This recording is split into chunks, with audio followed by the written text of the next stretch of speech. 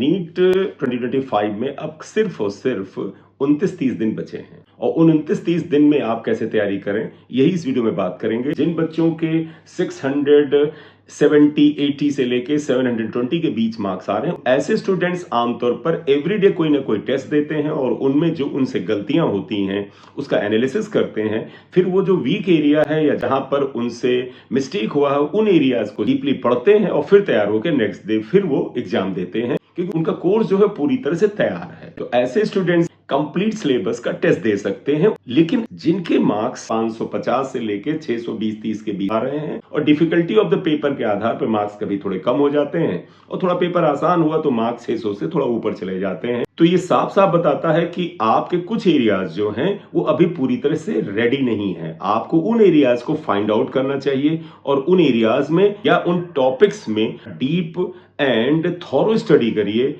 थोड़े ज्यादा क्वेश्चंस लगाइए और भी इंप्रूवमेंट होगा।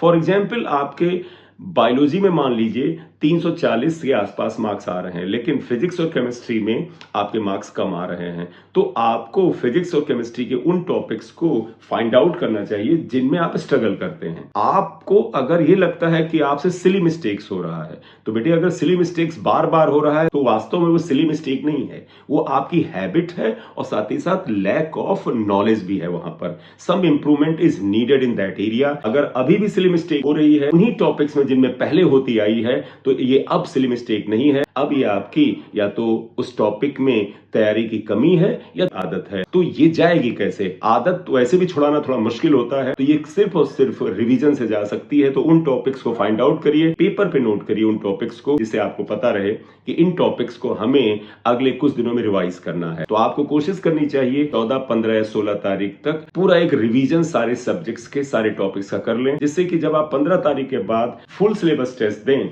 तो आपके पास ये गुंजाइश ना रहे कि ये एरिया मेरा रिवीजन के लिए बाकी है। आप में से जो स्टूडेंट अच्छा कर रहे हैं, जिनके मार्क्स 680 उसके ऊपर आ रहे हैं, तो उन्हें भी एक सजेशन है कि अभी 1 महीना है, तो इस 1 महीने में अपने एरिया ऑफ इंप्रूवमेंट पर काम कर रहे हैं, लेकिन साथ ही साथ एक साइड में पूरे सिलेबस की एक एक्सटेंडेड और डीप रिवीजन को भी लेके चलें। सो मैं एक बार फिर से रिपीट कर दूं, जिन स्टूडेंट्स के 550 से लेके 600 प्लस के आसपास मार्क्स ठहर जा रहे हैं, तो आपको कोशिश करनी चाहिए कि 15-16 अप्रैल तक एक पूरी की पूरी thorough revision of entire syllabus कर लें। अगर आपको लगे इतने टाइम में नहीं हो पाएगा तो 5 दिन और बढ़ा लें, 20 तारीख तक कर लें और उसके बाद फुल लेंथ टेस्ट दें, उनका एनालिसिस करें और उस एनालिसिस में जो कमियां हैं उनको दूर करके मार्क्स को 650 के ऊपर ले जाने की कोशिश करें। क्योंकि अगर डिफिकल्टी लेवल पिछले जैसे ही रही तो कट ऑफ पिछले साल से 20 नंबर नीचे आ सकता है। रीजन उसके दो हैं। पहला तो